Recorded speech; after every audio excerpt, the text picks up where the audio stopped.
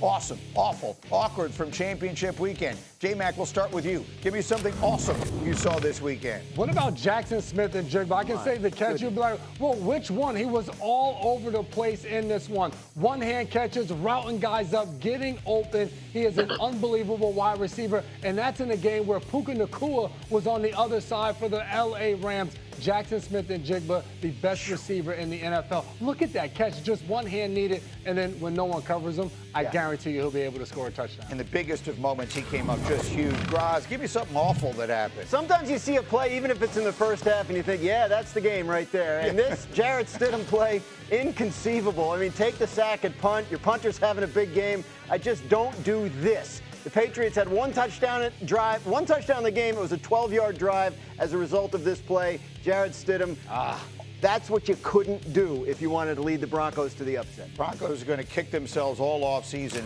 for the way they gave this game away. Finally, Neek, how about an awkward moment? Yeah, Drake Maye didn't know what to do with the trophy. He tried to steal it. I know some teams don't like touching any trophies until they get the final one. Drake Maye didn't want to give it back. So I like the fact that this guy's taking ownership, I guess, of the game that he played and the trophy that he won. It's a funny moment.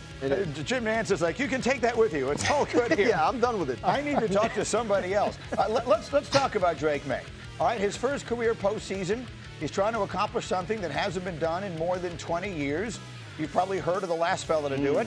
2001 was the last time a quarterback won the Super Bowl in his first career postseason. That was Tom Brady with the Patriots over the Rams. With this same franchise, here he is in his second season. The Patriots are in the Super Bowl despite their, I'm going to use the term, presumptive runner-up for MVP. I think that's the way this is going to go. Maybe he'll be the MVP. Yeah, it's possible. I think we think he's going to be the runner-up for MVP. He had an unbelievable season. The numbers have been pedestrian in this postseason. He's thrown for 533 yards in the 3 games combined and 4 touchdowns. Hasn't made the big mistake that cost them anyway. So, Jeff, I guess the question is, what do we say about Drake Maye and this run that it feels is, again, no one is suggesting he's been carried to this point. He had a magnificent year. But through the playoffs, he hasn't done much. He hasn't needed to do much. What are we thinking about Drake Maye right now? Yeah, I think what you just said, right? Like, don't create mistakes. I mean, we just talked about it on the awful part of the segment, and you saw Stidham make that play. Don't make the catastrophic mistake. Your defense has given up 16 points. That's the most they've given up in any playoff game. They've given up single digits. The other two, you're going to have a chance to win. And I guarantee you, whether it's Josh McDaniels, whether it's Mike Vrabel, hey, you don't got to be a hero. We have a team that's going to take us to the Super Bowl, a team that can potentially win the Super Bowl. Don't do the catastrophic. Don't make the mistake that puts us behind the 8 ball. And he's doing it. And to your point, he hasn't had monster numbers, but he made enough plays with his legs, including the touchdown, to help win this game and solidify it for him. I like the way he's playing. I think he's playing very mature, even though he doesn't have the numbers for the playoffs. But look, they're in the dance. We could say all we want the negative about him, but he's in the dance, had a great season, and he's potentially going to have a great game in the Super Bowl. We just don't know yet. That's another great defense, Domonique, right? People will say he's done it against 3 very good. The Chargers are an excellent defense, Texans and Broncos, and this won't be any easier against Seattle. Yeah, but one of the best defenses is on his side. They've been playing really well, but this Seattle defense, I think, is going to be even tougher with the coverage that they're going to face. I think we could certainly be somewhat critical of Drake Maye, but it doesn't matter because they won the game, and if he plays well in his final game, we'll forget all this. And I think in all great quarterbacks, their Super Bowl runs, there's normally a game that somebody else kind of lifts them up, be it the defense or a running back or someone wins the game for them. We've seen it multiple times for Drake Maye up until this point, and I think that given the season that he's had, it's fair for us to assume that the Super Bowl won't be like that, and my guess is they won't win if he plays a game like that in the Super Bowl. Yeah, I think that's fair. Look, I mean, I've been at all 3 of these playoff games. The offense hasn't played well. I mean, that's very simple. It just hasn't played well. Has Drake Maye and has some of the receivers made big plays when they had to? Yes. Yeah. But overall, no. I mean, he's taken 15 sacks. Yeah. He has fumbled 6 times. The defense has been winning these games for them. But I think, I mean, the guys who played, correct me if I'm wrong, I think big part of the quarterback's job is, like, does your team believe in you? Yeah. And I think, like, even when he's taking sacks, even when he's fumbling the ball, the Patriots believe they have a guy that can make the play, whether it's with his legs, whether it's with his arms.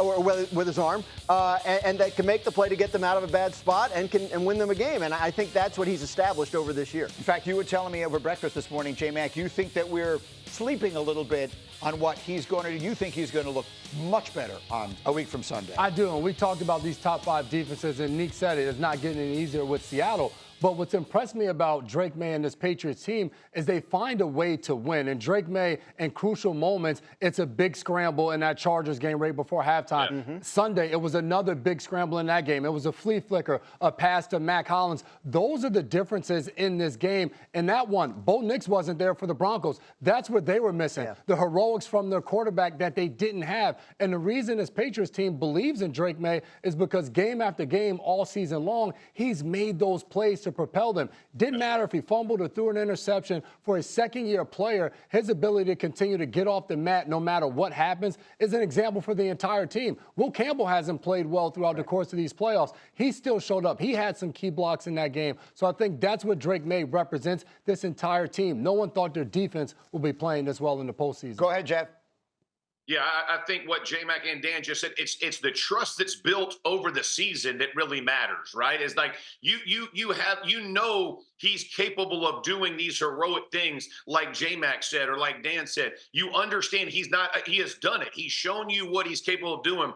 You're not overly concerned about a blizzard in the second half of this championship game, right? He made enough plays to win. I think that goes back to it. And even our run in Indianapolis with Peyton Manning and the year that we won the Super Bowl, you don't care about ups and downs. You know the guy and you trust the guy because of what he's showing you week after week leading you up to this point. It's not like a little small sample that we're trying to kind of dissect here. Do we have enough to win? Drake Maye is good enough for us to win the Super Bowl. They got full trust in him, and that's what you ride with teams going to the dance. Just, the presence and the personality. They know he's also a guy, even at 23 years old, that doesn't start to panic when things go badly. And I think that they appreciate that about him as well. His opposite number, also drafted 3rd overall in his draft class. That's where the similarities end as far as their career trajectories have gone. Sam Darnold has been terrific in this postseason at the end of what has been a crazy journey to get here. He's not thrown a pick. He has a total QBR of 78.1.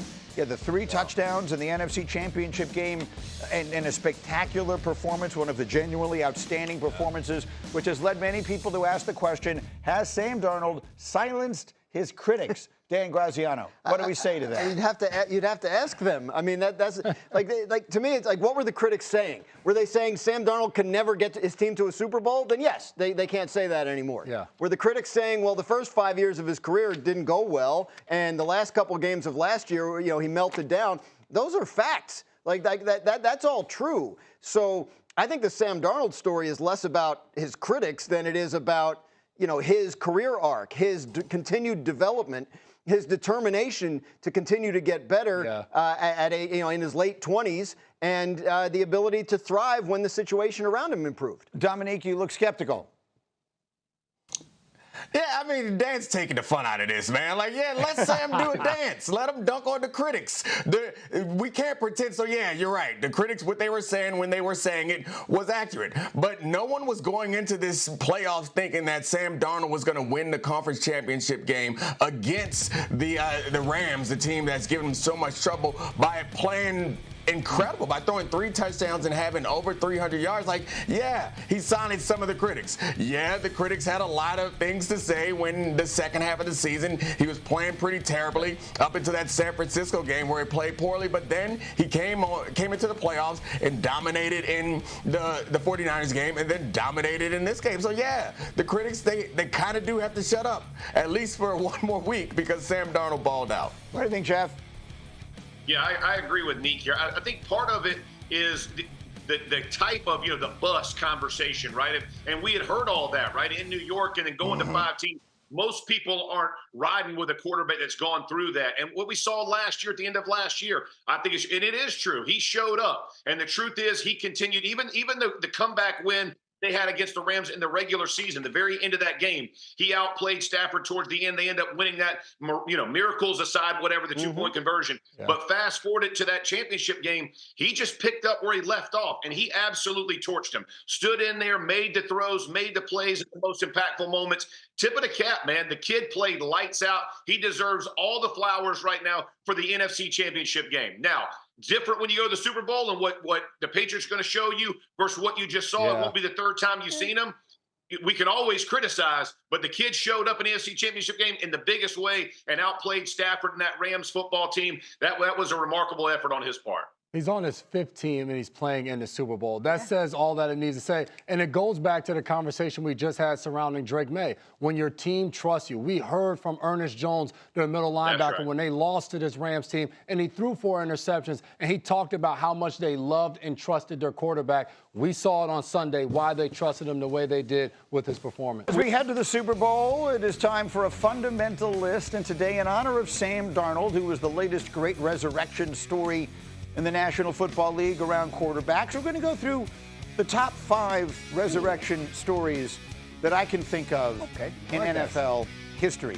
At number 5, let's start with our teammate, Alex Smith.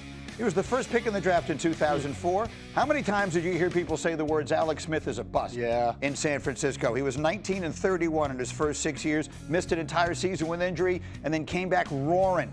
Went 13-3 in 2011, won a playoff game, went to Kansas City, won 50 games there in 5 years. One of the original resurrection stories. Dan, Kurt Warner is the next one. Not the original one. Obviously, the Kurt Warner story in St. Louis is one of the great stories of its own kind. But when he gets benched for Eli Manning with the Giants, you figure, okay, that's it.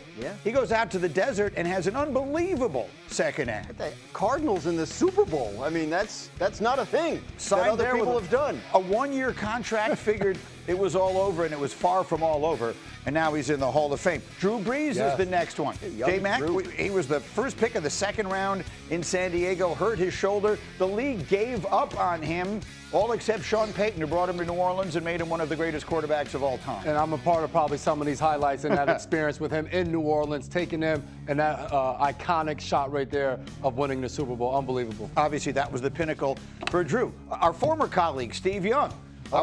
People forget sometimes the way these things started. I didn't know this in the beginning. Steve Young started out, he was drafted in the supplemental draft by the Tampa Bay Buccaneers, who at that time were as bad as you could possibly be. He was 3-16 as a starter there, was a backup in San Francisco for what felt like forever, and then, oh, by the way, had an entire Hall of Fame final act in San Francisco, including winning the Super Bowl and getting the monkey off his back. And then number 1 goes ways back.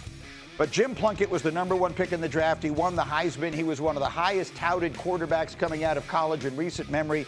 Was drafted by New England, was terrible there, went to San Francisco, was bad there, went to the Raiders and won 2 Super Bowls. So bad was the beginning, Dan, that he is the only quarterback with 2 Super Bowl championships who is eligible for the Hall of Fame, who's not yet in the Hall. Right, Eli Manning, who we think probably gets in at some point soon. But yeah, absolutely. Like that to me is like, obviously we don't know what's going to happen yet, but the Darnold arc, right? Because he was supposed to be great. He was drafted where he was drafted. He was a disappointment, kept at it, and now all of a sudden he becomes, the second part of his career is full of glory and championship. And so that brings up the questions. Let's put the numbers up on the screen. Sam Darnold won 14 games last year in Minnesota, and then they decided to move on from him. Won 14 games as the starter this year. He and Tom Brady, the only quarterbacks ever to win 14 or more games in back-to-back seasons. He's the 5th quarterback to win 14 or more games in a season multiple times. So Sam Darnold's been this level of good, and now he's in the Super Bowl. So I'm looking for a lesson. I'm looking for a moral to this story. Go ahead. No, I think it's important to be in the right situation, and it's important to take advantage of it when you are. I mean, he's a washout with the Jets and the Panthers. He ends up as a backup in San Francisco. He turned his career around completely. That year where he really didn't play, he got the coaching he needed, and he's built on it in Minnesota, now in Seattle. So I'm going to present a few theories. Domonique Foxworth, if I were to present the theory that the understandable but sometimes overdone desire on the part of teams to have a quarterback on a rookie contract has hastened their decision making. So they're very quick to give up on people and move on to the next thing. And sometimes these guys get cast away before they really have a chance. That may not be the explanation in all cases, but I think it might be in some cases. What's your theory? Yeah, I mean, I think you're right, but I think also being cast off is part of this resurrection process. Like, I don't think that Sam Darnold was going to be this if he didn't have the journey that he had. I think the interesting thing, or the best thing, frankly, about the NFL is, like, you can't really solve it in the same way that in other sports there is, like, a right way to build a team and a right way to win a championship. We can go through all of NFL history and look at a bunch of different teams that have found ways to do it in different ways. And right now it seems like the Seahawks are advocating for this mid-tier quarterback that we felt like never really existed as a way to build a champion. And it's really cool because you just have to look to the other sideline to see someone who's doing it the way that we said. A first-round quarterback on a rookie deal, they're still doing it that way. And it really helps if that rookie quarterback is a runner-up to MVP. At least we assume he's going to be. What do you think, Jeff? Yeah, I agree. And listen, you say this all the time, Greeny. More quarterbacks are ruined in our game than developed. And I think that's part of Sam Darnold, right? As you had a couple years there in Jetland where they basically tanked. So 2 of your first 3 years, you're going to look bad no matter what. I don't care how good a quarterback or player you are. It's really difficult to look good if no one else around you is playing well. And so now you fast forward to the other stops, the other lessons that he's learning from coaching staffs. And again, beginning the development process, he gets to the Vikings and he starts playing really well under KOC. Now fast forward to the Seahawks and he's in the Super Bowl. But I think so much of it is your supporting cast. And we overlook the supporting cast so much as we value quarterbacks. And it's one of those things, I don't care how good you are. It's really difficult without good players. And that's the bottom line. And so many guys get overlooked because of it. 2 things for me: the confidence and the belief in yourself. If you are Sam Darnold, when you're going through this journey, you've been on multiple teams and you've had some of those nightmarish type of games. As you start to succeed and you have that success, there are moments. We go back to Minnesota, those last 2 games, he had to regain that confidence in the offseason to have the type of season he's had this year. And then he led the NFL in turnovers for quarterbacks with fumbles and interceptions, and it still has showed up in the playoffs. And the second part for me is to what Nick said about on the other sideline what New England's doing. They spent the most money in free agency in NFL history this past offseason, and now here they are playing in the Super Bowl because of that rookie contract that they have for their quarterback. So there is no one way, but I think the journey of both of these teams, the quarterbacks and everyone else involved, is what makes our sport so fantastic. Yeah, the concept of winning with a quarterback on a rookie deal is about economics and salary cap, right? You're not paying him as much as top of the market so you can go get other guys. We don't want to pay Russell Wilson more than we think he's worth just because the market says so. We trade him. Same with Geno Smith. What can we get? Well, this guy's out there. He's not generating a lot of interest. He won 14 games last year. Looks like his career's doing this. Let's get him for $33 million a year as opposed to 55.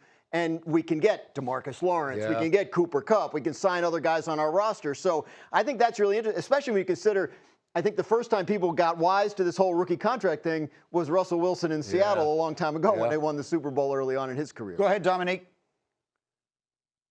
Yeah, it's just that the surrounding, we're going to focus on the quarterbacks because that's what we do. But I think for both of these teams, the surrounding parts are the most important thing. J-Mac pointing out all the money in free agency. That's the real reason why they're in the championship and the coach that they have. And in Seattle, as much as we want to celebrate Sam Darnold and as great as he's been in these last 2 games, like the second half of the season for Sam Darnold was really, really bad. Like he had a QBR of 35 from week 11 on, which is well below the league average. But the confidence that he had and the ability for the team to continue to play well and win while he's playing poorly, to buy him more time to get to this spotlight. It's a credit to all the players that they have and a credit to the coach that they got there, the defensive-minded coach. They're good at coaching on defense, too. It works. Every now and again, look, the best way to do this, if you can do it, is draft the right guy and develop him. And now you're Josh Allen and you're Patrick Mahomes and all of that kind of stuff. That's your dream scenario, and maybe that's what they have in New England. But the other side of it is, to the point that you made, we always use the expression, you use the word mid-tier quarterback. They're the guys you win because of, and then there are the guys that you are good enough to win with. And maybe that's what we're talking about here. Sam Darnold is good enough to have the game of his life in the NFC Championship game, and he's also someone who probably needs what is around him right now to be where he is. Absolutely. And I think to Nick's point, what he was finishing off of, you need the head coach there to manage all of it. We talk about all of the fourth downs and different things of that nature. Mike Macdonald was one of the least aggressive coaches on fourth down. And I think that has a lot to do with how he sees his team. He knows he has a team that has a strong defense and a quarterback that in spots will lead you, but in other spots can sometimes lose you the game. So you manage it and you call it in that nature, and you end up where they are today. So I think it's one part of the entire whole, the quarterback piece. The head coach and everybody else of setting the tone for the team goes such a long way. Yeah, I just think it's interesting to see what lessons people take from this. You already saw it to some extent in Tampa, right? When they were hamstrung with dead money, they needed a quarterback. Yeah. They felt like Baker Mayfield at the price they could get him was the right call, and it's worked out pretty well for them. Not this well, but I think as teams start to step back and say, like, the Dolphins paid Tua Tagovailoa way too much, and now look, they're in a bad spot with all this dead money they've got to take on. Is there a different way to skin this particular cat? And I think that's why you're going to start to see more teams look for this kind of solution. So maybe, go ahead, Jeff, finish it up. Yeah, let me just say this. I think part of our issue that we're talking about is when you do get the Lamar Jacksons and you do get the Josh Allens, these guys, that all of a sudden you don't feel like you need that supporting cast nearly as much. And it shows up. The reason these teams are where they are is because they are a team. It's not one guy doing it. And even if he doesn't play well, to Neek's point, their run game picked it up. Their defense picked it up. He can have a 35 QBR going through a few games, or Drake Maye doesn't have to play his best in the playoffs and they still find ways to win. It's because all of the 53 matter. And I think that's what's unique about our game and gets so overlooked by trying to pay or have one star. It can't be about one star, and I think that's what it's showing. And obviously that one star takes up a disproportionate amount of a zero-sum game in the salary cap. Watch me make Domonique Foxworth mad here by saying that's why Tom Brady always taking less money than he could have otherwise gotten. Winds up being one of the reasons why the Patriots won all those championships, Domonique, and why some of these other quarterbacks should consider doing the same thing. No. Oh, my gosh. No one should take less than they deserve to build a better team up. Like, I mean, y'all better find a way to get some money to pay it. Like, do it in bonuses and spread amortize the cost over the future. Like, we are not using Get Up to advocate for guys to get paid less than they deserve. Not now, not today, not in the NFL, not on TV. They're going to pay all the money anyway. It's just a matter of who they give it to and how much they give to each No. That's not true. Get on that train and get down here and let's have this argument. You want to turn this? I will. I'm happy to do it right now as long as some money comes with it.